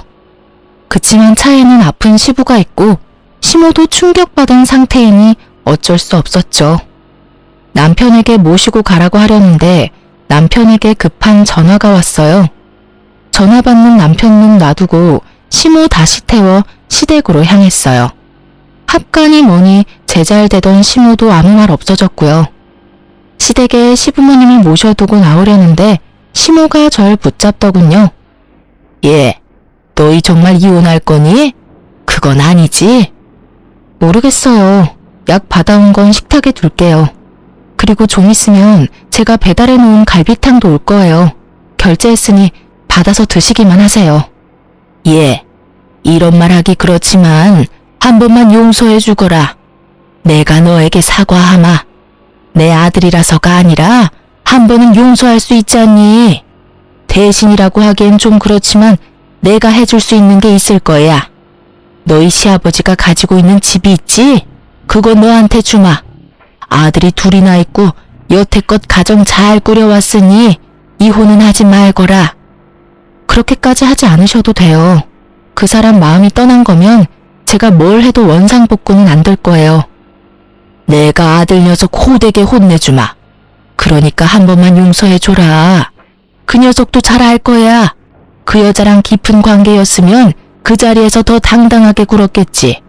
그런 것도 아니지 않니?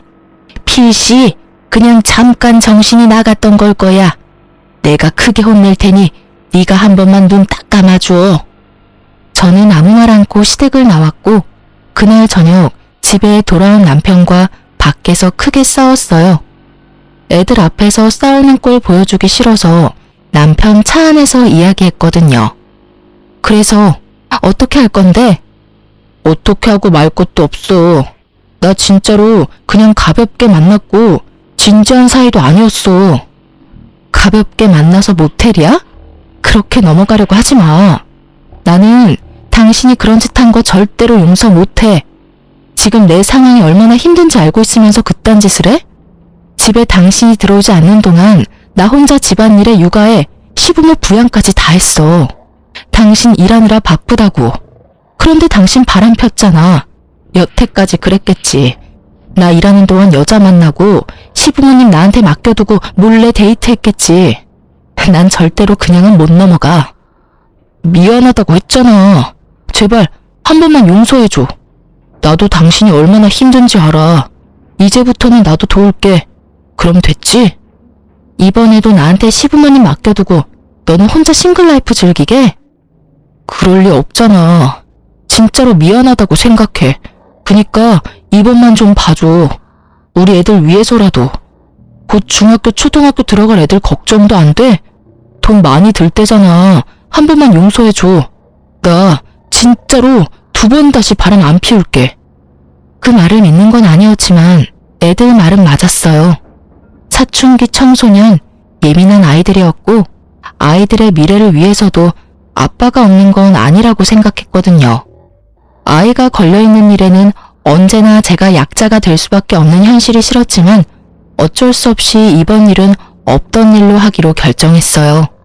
그 부분에 대해 각서까지 썼죠. 그 각서가 종이 쪼가리일 뿐이라는 것은 알았지만 그것도 없으면 정말 아무것도 해결이 안 된 것 같은 기분이었거든요. 나중에 시모에게 다시 결혼 생활을 이어가겠다고 말했는데 시부와 시모는 저를 데리고 가 시부가 가진 집 명의를 변경해줬어요. 그러고는 남편에게는 아무 말 하지 말라고 하시더군요. 몰래 가지고 있다가 힘들 때 써먹을 수도 있을 거고 혹시라도 시부모님 돌아가시고 나면 도움이 될 거라고 말이죠. 그렇게 제게는 남편 모르는 시부 명의의 집이 생겼고 남편은 그 뒤로 조용히 지내서 모든 게 제자리를 찾아가는 기분이었어요. 솔직히 시부 명의 집이 생겼다고 해서 제게 큰 변화가 있는 건 아니었어요. 다만 참고 사는 이유 중에 시부모님의 당부가 생겼다 뿐이죠. 그 뒤로도 저의 생활은 크게 변함이 없었어요. 가끔 남편 뒤를 캐는 것 말고는요. 그러던 어느 날 갑작스럽게 시모가 교통사고로 돌아가셨어요. 시부는 충격을 받았는지 상태가 악화되어 병원에 급히 입원하셨어요. 장례를 치르는 동안 남편은 골똘히 무언가를 생각하는 모양새였어요. 저에게 건성으로 대하는 모습을 보며 기분이 나빴지만 상황이 상황인지라 그냥 넘어갔죠. 부모님이 돌아가셨으니 정신이 없을 것 같기도 하다고 생각했거든요. 상을 다 치르고 시부도 어느 정도 안정이 되어 퇴원하고 집에 돌아왔는데 시부가 이상한 소리를 자꾸 하시는 거예요. 어머님 어디 갔냐고 묻고 비밀번호도 잊어버리고 하루는 밖에 나갔다가 집을 못 찾아온 일이 생겼죠. 그렇게 시부를 데리고 병원에 가니 치매 증상이라고 하시더군요. 시모를 잃고 급격한 충격으로 이전부터 보였던 경미했던 인지장애가 더 심해진 거 아닌가 하고 추측했어요. 남편이 집에 돌아오면 그 이야기를 하려고 생각하며 집에 돌아왔는데 집 우편함에 편지가 하나 와 있더라고요. 보니까 남편의 건강검진 결과였어요. 2, 3주 전에 검진을 했는데 그때 결과가 나온 거죠. 저는 아무 생각 없이 우편을 뜯었는데 남편의 간 수치가 좋지 않더군요. 엄청 나쁜 수치는 아니었지만 재검을 하라는 의사소견이 있더군요. 당신 간 수치가 좋지 않아서 재검하라는데? 그 정도 수치는 괜찮아. 어머니 상 치르느라 몸이 좀 피곤했나 봐. 좀 쉬면 괜찮아지겠지. 그래도 혹시 모르니 정밀검사 받아봐. 나 오늘 병원 갔다 왔어. 아버님 모시고. 아버님 치매라고 하셨어. 이런 상황에 당신 몸까지 아프면 내가 못 버티니까 꼭 재검 받아. 알았지? 제 당부에 남편이 깜짝 놀라더군요. 시부가 치매라는 사실에 놀란 듯 보였죠. 하긴 얼마 전에는 시모상, 이번에는 시부의 치매 소식까지. 제 걱정이 이해가 되기는 했는지 남편이 이참에 검사 받겠다고 하더군요. 그 주 주말에 남편이 정밀검사를 받으러 갔다 왔는데 한눈에 봐도 얼굴이 영 안 좋았어요. 뭐가 이상이 있는가 보다 싶었죠. 그런데 그 뒤에 남편이 저한테 병원을 같이 가자고 하더군요. 그렇게 남편과 병원을 방문했다가 남편이 간암 2기라는 사실을 알게 됐어요. 의사는 이식이 필요할 수 있다고 말했고 저는 멍해졌어요. 의사의 말을 듣고 있는데 아무것도 귀에 안 들어오더라고요. 점점 멀어지는 목소리에 계속 그 생각만 들었어요. 이제 어쩌나 하는. 아픈 시부는 치매에 걸렸으니 내가 돌볼 수 없다 치더라도 아직 대학까지 갈 길이 먼 우리 두 아들과 남편의 암수발까지 어찌드나 하는 생각만 들었죠. 여보, 나 당신한테 잘한 거 아무것도 없는 거 알아. 그치만 우리 아들들 생각해서라도 간이식 좀 해줘. 아직 이식해야 한다고 확정난 건 아니잖아. 치료 잘 받아. 우선 이식 안 하고 끝내는 선이면 제일 좋지. 저는 선뜻 이식을 해주겠다는 말을 하지 못했어요. 제 몸이 축나면 어린 아이들은 어쩌나 하는 마음이 먼저 앞섰던 것이 사실이에요. 그리고 무엇보다도 이 남자는 저를 배신한 적이 있으니까요. 아마 남편의 외도를 몰랐다면 저는 기꺼이 제 간도 내어줬을 거예요. 그렇지만 이미 한 번의 외도를 겪었으니 고민이 되는 거였죠.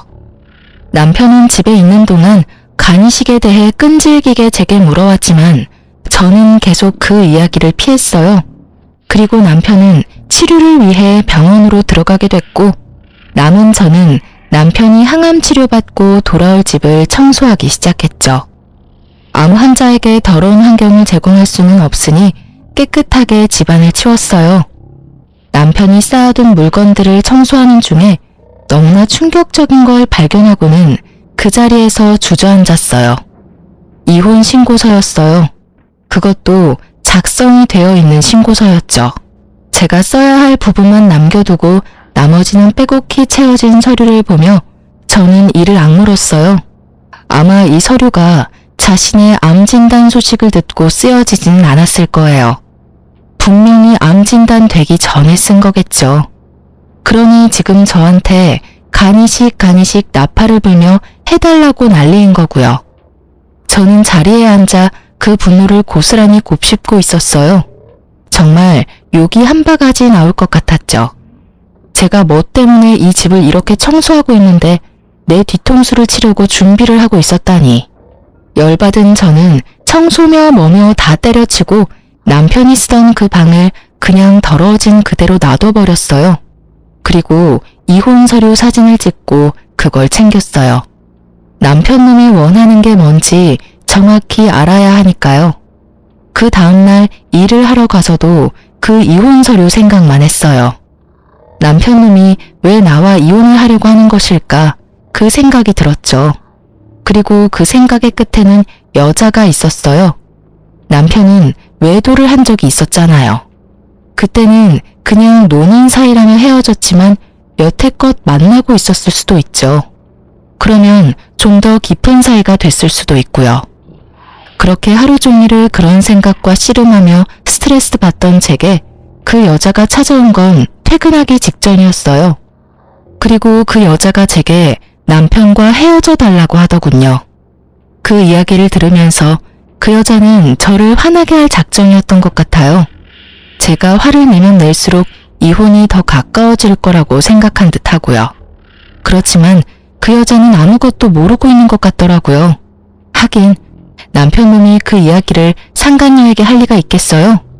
아프다는 이야기하면 떨어져 나갈 게 분명할 텐데 게다가 수발 들라는 걸 상간녀에게 말할 수나 있겠어요? 그러니 조강지처에게 이혼 서류 낼 시간을 미루면서까지 간이식을 원하는 거겠죠. 이 좋은 기회를 제가 놓칠 필요는 없었죠. 나를 호구로 보는 남편 새끼랑 그런 남편 새끼랑 붙어먹은 상간녀 둘에게 모두 제가 지니고 있는 짐덩이를 넘겨버리면 그만이니까요. 정말이죠? 진짜 그 사람이랑 헤어질 거죠? 그럼요. 헤어져 줄게요. 저도 이미 마음 뜬 사람 붙잡고 싶은 생각 없어요. 그런데 당신 여기 온 거 남편이 모르죠? 알면 분명히 말렸을 테니까요. 지금 당장 저랑 이혼하면 손해보는 건 남편 놈이잖아요. 그러니 그러니 지금 상간녀의 저 행동은 남편 상황을 모르고 혼자 벌인 일인 거죠. 상간녀가 이렇게 일을 벌려준 덕분에 저는 지옥의 입구에서 빠져나올 수 있게 됐잖아요.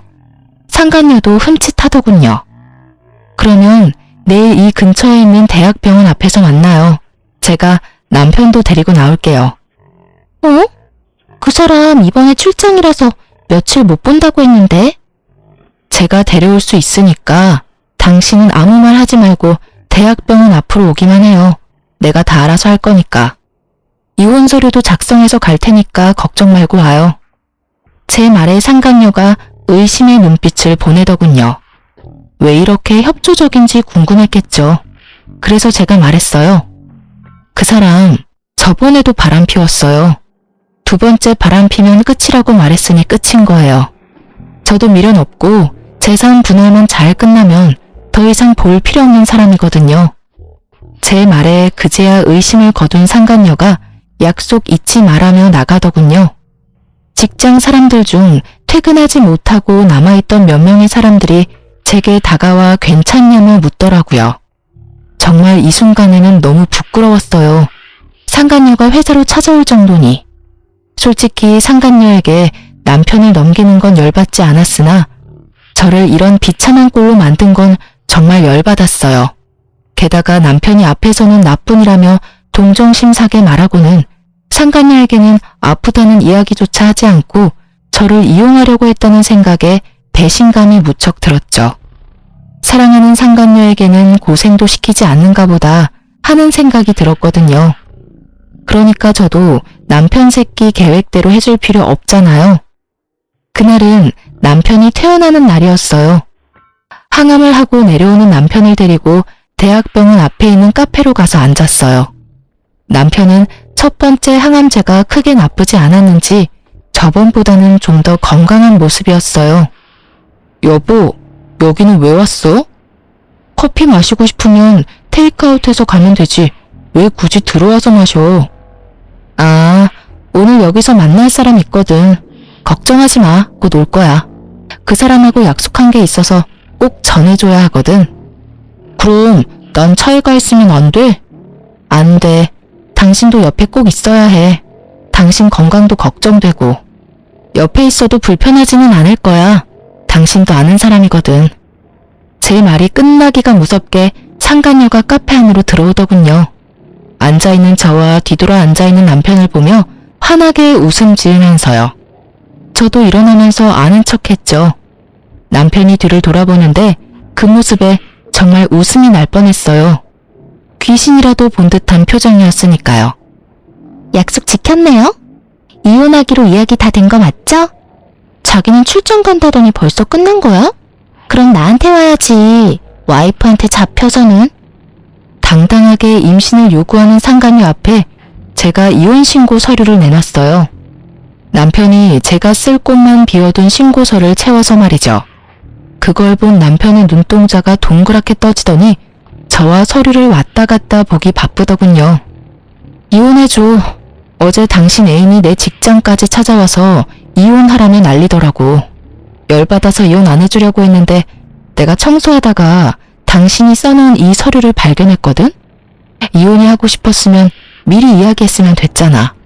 왜 질질 끌어서 사람을 힘들게 해? 내가 알아봤는데 당신 저 상간녀랑 오래 만났더라? 애까지 있다는데 알고는 있어? 하긴 아니까 이혼 서류를 써놨겠지.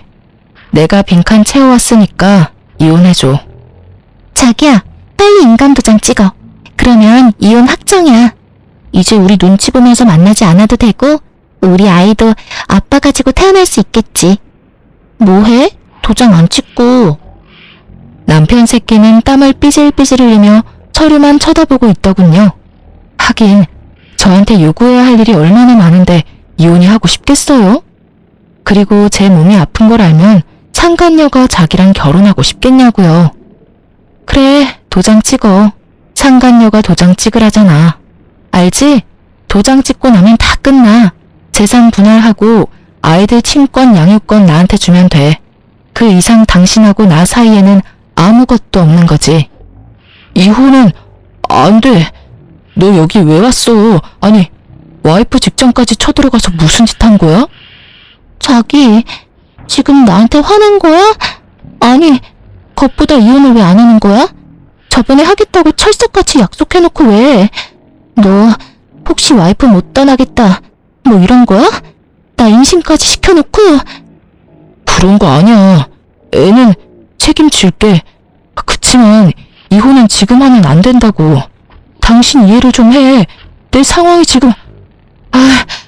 여튼 안 돼. 이혼은 절대 안 돼. 이혼은 절대 안 된다는 말에 상간녀가 남편 새끼 뺨을 철썩 때리더군요. 어휴, 어찌나 통쾌하던지. 와이프 버리고 사랑할 정도였던 여자 손에 맞으니 기분이 남달랐겠죠. 상간녀는 기분이 나쁜지 남편 놈에게 따지더라고요. 왜 안 된다는 건데? 속 시원하게 말 좀 해봐. 나 배신하는 거면 나도 자기랑 나랑 불륜한 거 다 까발릴 거야, 자기 회사에. 그 말에 남편이 입을 꾹 닫고 있자 상간녀가 열받아서 저를 보며 뭐라고 하더군요. 자기, 혹시 와이프한테 약점 잡혔어? 뭐 잘못한 거 있어? 아줌마가 말해봐요. 도대체 뭔 짓을 했길래 이 남자가 이혼을 안 하겠다는 거예요? 분명히 며칠 전까지 저한테 꼭 이혼하겠다고 한 사람이거든요? 그러게요. 이 이혼 서류 먼저 쓴 사람이 남편이거든요? 저는 빈자리 메운 거밖에 없었어요. 그런데 이혼을 왜 안 해줄까? 최근에 바뀐 건 그것밖에 없네요. 우리 대학병원 앞에서 만난 이유도 그것 때문이에요. 사랑하는 상간녀 상처받을까봐 가늠 이기인 것도 말 안 했나 보네? 남의 입으로 듣기 싫었을 텐데. 미안해요. 시간 좀 더 있었으면 남편이 당신한테 말해줬을 거예요. 안지 얼마 안 돼서 저한테 간이식 해달라고 끈질기게 요구하고 있었거든요. 전 남편이 예전에 바람핀 것 때문에 간 주겠다고 약속도 못하고 있었는데 잘 됐죠. 이렇게 간 줄 수 있는 건강한 상간녀가 있으니까요. 아, 그런데 애가 뱃속에 있으니까 애는 낳고 줘야겠네요? 뭐 그건 두 사람이서 알아서 하세요. 어차피 내 간만 아니면 되니까요. 이혼하면 간 줄 필요도 없죠. 하긴 이혼하지 않아도 줄 생각은 없어졌지만 제 말에 남편놈이 식은땀을 줄줄 흘리며 입을 답싹거리더군요. 그리고 상간녀는 너무 놀랐는지 아무 말도 안 하고요. 왜요? 남편 달라면서요. 줄 테니까 알아서 잘 가져가요. 이혼 서류도 썼으니 도장만 찍으면 이혼하는 거예요. 약속대로 해주겠다는데 왜 그렇게 얼굴이 질렸어요? 제 말에 상간녀가 갑자기 아주 얌전해지더군요. 이번에는 남편이 상간녀 모습을 보더니 쌍심지를 켜더라고요. 내가 이혼하면 간이식 못 받아. 그리고 당신 힘들게 할 수도 있어. 그래도 당신 나 사랑하니까 간 줄 수 있지? 뱃속의 애를 생각해. 내가 살아야 애도 멀쩡한 가정에서 살 거 아냐? 그건 생각 좀 해봐야지. 자기는 내가 애까지 임신했는데 이식까지 해야겠어? 어차피 임산부 출산한 지 얼마 안 된 사람들은 이식 같은 거 못하잖아. 그러니까 이식은 다른 사람한테 부탁해. 야, 지금 일 다 망쳐놓은 게 누군데? 네가 혼자 이런 헛짓거리만 안 했어도 내가 와이프한테 간 받고 나서 이혼하면 됐잖아. 그리고 너 뭐야? 나 사랑한다며. 간 하나 못 주면서 사랑? 그 이야기를 듣는데 정말 열이 또 받더라고요. 마음을 최대한 차분히 하려고 했는데 제가 생각했던 대로 남편이 생각하고 있었으니 정말 배신감에 치가 떨리더군요. 정말로 간을 받고 이혼하려고 생각했더니 상간녀가 제 은인으로 보일 수밖에 없었죠. 그러는 자기야말로 내가 간으로 보여? 왜 내가 자기한테 간을 줘야 하는데? 막말로 우리는 남이잖아. 그리고 그런 일이 있으면 제일 먼저 나한테 상의를 했었어야지. 자기가 이혼하겠다고 해놓고 계속 질질 끄니까 내가 나선 거잖아. 다 따지고 보면 자기가 잘못한 거면서 왜 나한테 난리야? 지금 다 내 탓으로 돌린다 이거지? 야, 지금 네가 누구 덕에 그만큼 누리고 사는데, 그리고 사랑한다며? 너 그만큼도 안 되는 여자였냐? 빈말로도 준다고 말 못하는 거냐고. 그러니까 아무 관련 없는 내가 왜 간을 주냐고. 옆에 있는 아줌마한테 간 받으면 되겠네. 네가 다 망쳐놨잖아. 내가 좀만 기다리라고 했지. 하여튼 멍청한 것도 병이지. 둘이서 열심히 서로를 상처주고 까내리며 싸우는 모습을 보니 너무 재밌었어요. 그렇게 사랑에 맞지 않던 두 사람이 간 하나 때문에 이렇게 무너질 줄이야. 견고하게 싸운 것처럼 보여도 사랑이 아니었나 봐요. 끊임없이 서로를 헐뜯으며 까내리는 두 사람을 보며 저는 지극히 평온하게 커피를 마시며 지켜보고 있었어요. 두 연놈들이 지쳐 나가 떨어질 때까지 말이죠. 두 사람은 더 이상의 싸움이 의미 없다 느껴졌는지 금세 씩씩거리며 조용해지더군요. 그때 남편에게 이혼 서류를 내밀었어요. 도장 찍어. 이혼해줄게. 도장 없어. 여보, 나 진짜로 이혼 안 할 거야. 나 지금 이혼하면 죽는 거 알잖아. 인감이라면 내가 가져왔어. 그러니까 찍어. 그리고 이혼은 당신이 하겠다 말겠다 정하는 거 아니야. 당신은 이미 유책 배우자고 나는 당신 불륜을 이유로 이혼 소송 충분히 가능해. 증거는 차고 넘치잖아. 상간녀 뱃속의 아기가 불륜의 결실인데. 그리고 지금 이혼한다고 당신이 죽을 일은 없어. 지극정성으로 와이프 수발 받으며 치료 잘 받고 물 좋고 공기 좋은 곳에서 살면 분명히 치료 잘 될 거고. 뭔 걱정이야? 이혼하고 당신 와이프 해주겠다는 여자도 있는데. 여보, 제발. 이 여자랑 지금까지 싸운 거 안 보여? 나 당신이랑 헤어질 수 없어. 아들들은 어쩌고. 우리 아들. 다른 아들 생기겠지. 딸인지 아들인지는 모르겠지만. 자식이 하나뿐인 것도 아닌데 무슨 아들 걱정? 그리고 당신이 아들 걱정을 했으면 바람을 피지는 말았어야지. 이미 나랑 이혼할 준비까지 해놓고 아들 핑계 대기는? 내가 아무것도 모르는 년처럼 보이지? 다 알아. 당신의 그 얄팍한 생각이 눈에 보여서 미치도록 짜증난다고. 간? 염치도 양심도 없는 놈아. 그걸 왜 나한테 이야기해? 이혼하고 재혼할 여자한테 부탁하라고. 제 말에 상간녀는 고개를 돌려버렸고 남편 놈은 결국 인감을 찍었어요. 강경한 제 모습에 남편도 당황한 듯 보였거든요. 그리고 상황이 여기까지 왔는데 이혼을 하지 않는 것도 이상했죠. 그렇게 저는 남편과 이혼을 했고 친권과 양육권은 제가 가져오게 됐어요. 아이들은 바람 펴서 이혼하려 했던 아버지를 아버지로 생각하지 않았거든요. 남편이 아픈 것이 불쌍하지 않냐고 생각하는 사람들도 있었어요. 그래도 아픈 사람인데 참고 살아야 한다고요. 그런데 참고 살면 남는 게 뭐죠? 이미 남편의 마음은 제가 아닌 다른 여자에게 있고 새로 태어날 아이에게 있는데 그러려고 이혼까지 생각한 남자에게 제가 뭐하러 미련을 둬요. 두 사람이 치고받고 싸우는 모습에 둘이 헤어진 줄 알았는데 아니더군요. 두 사람이 화해를 했는지 저와의 이혼 후 상간녀와 결혼을 했더라고요. 그때도 콧방귀만 꼈어요. 끼리끼리 똑같은 것들끼리 만나서 얼마나 잘 살겠나 싶었죠. 서로를 상처주는 말은 결국 가슴에 고스란히 남아있거든요. 그렇게 상처주고 상처받은 사람들이었으니 온전히 살 수 있을 리가 없다고 생각했어요. 그리고 전 남편의 결혼 소식이 들리고 몇 달 뒤에 전 남편이 제게 울며 전화가 왔더군요. 처음에는 받지 않으려고 했는데 아이들 일일지도 몰라서 받았죠. 여보, 나 좀 도와줘. 이혼한 마당에 내가 해줄 수 있는 일은 없는 것 같은데. 제발, 나 너무 힘들어.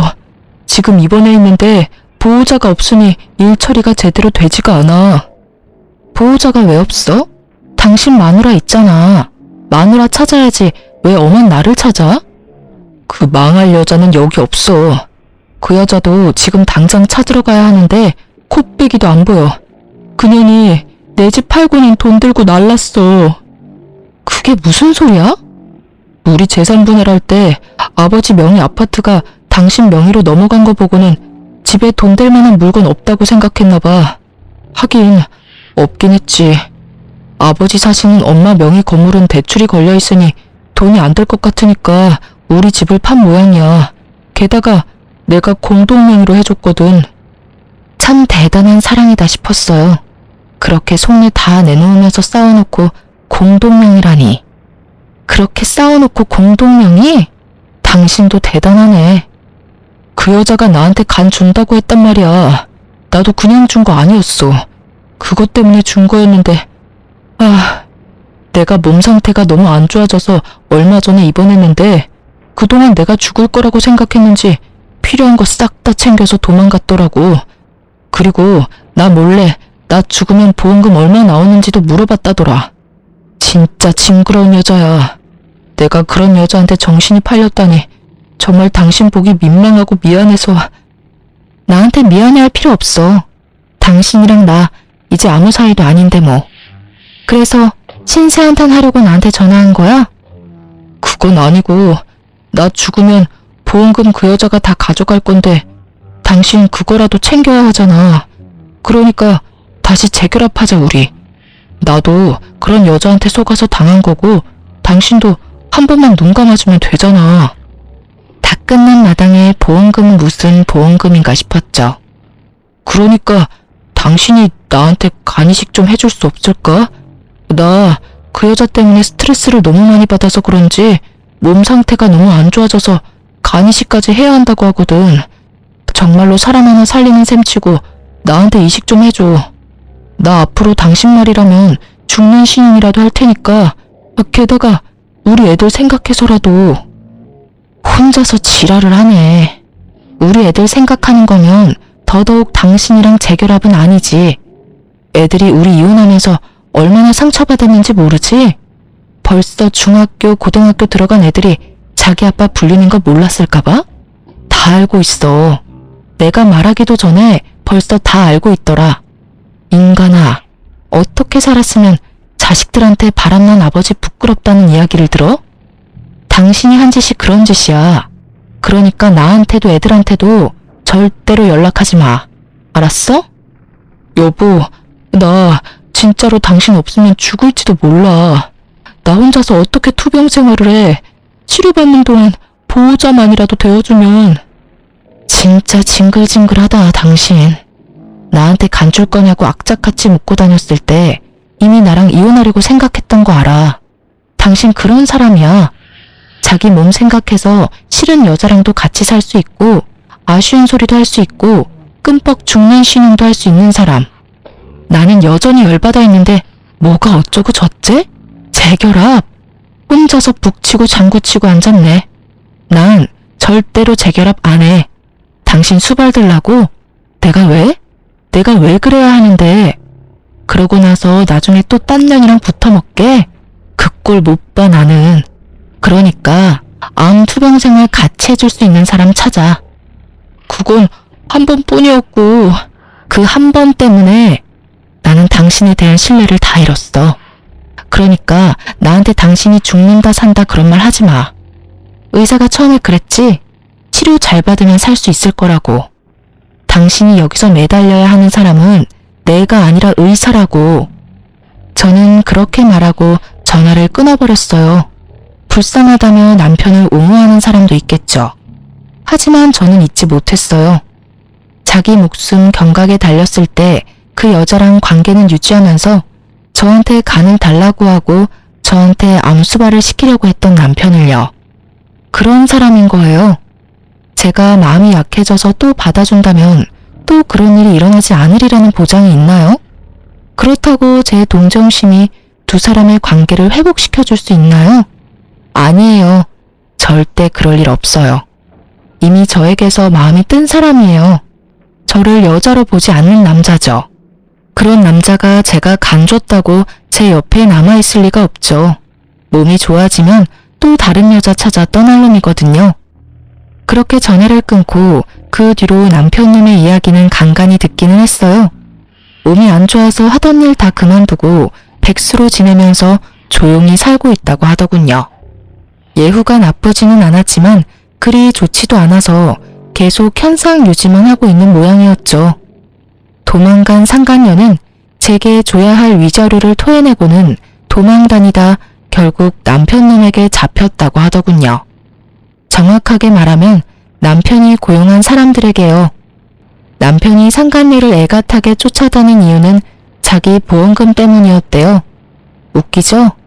상간녀는 눈앞에 돈 때문에 집 팔고 도망가면서 일부러 이혼은 해주지 않았대요. 죽으면 보험금이나 재산이 자기한테 넘어올 거라고 생각했나 보더라고요. 또 그걸 두고 볼 수 없던 남편이 악착같이 상간녀를 쫓아다녔으니 결국 두 사람의 재혼은 이혼으로 끝을 맺었어요. 그럴 거 뭐하러 그렇게 둘이 붙어먹으면서 사랑 노름이나 했는지. 지금 생각해보면 저와 이혼하려고 결심한 주제에 자기 몸 생각해서 몇 년 더 데리고 있으려고 했던 전 남편의 그 오만함에 웃음이 다 나와요. 그리고 이 기회를 빌어 상간녀에게 아주 고마운 마음을 전하고 싶네요. 지옥문까지 걸어갈 뻔했던 거 구해줘서 고맙다고요. 그리고 나 대신 지옥길 걸어가줘서 고맙다는 말도요. 그때 기억 떠올려서 쓰다 보니 길어졌네요. 한 번 배신한 사람에게 두 번은 너무 쉬운 일이에요. 그러니까 배신당했다면 뒤돌아보지 마세요. 저처럼 지옥문 앞까지 갔다 돌아올 수도 있거든요. 제 사연 들어주셔서 감사합니다.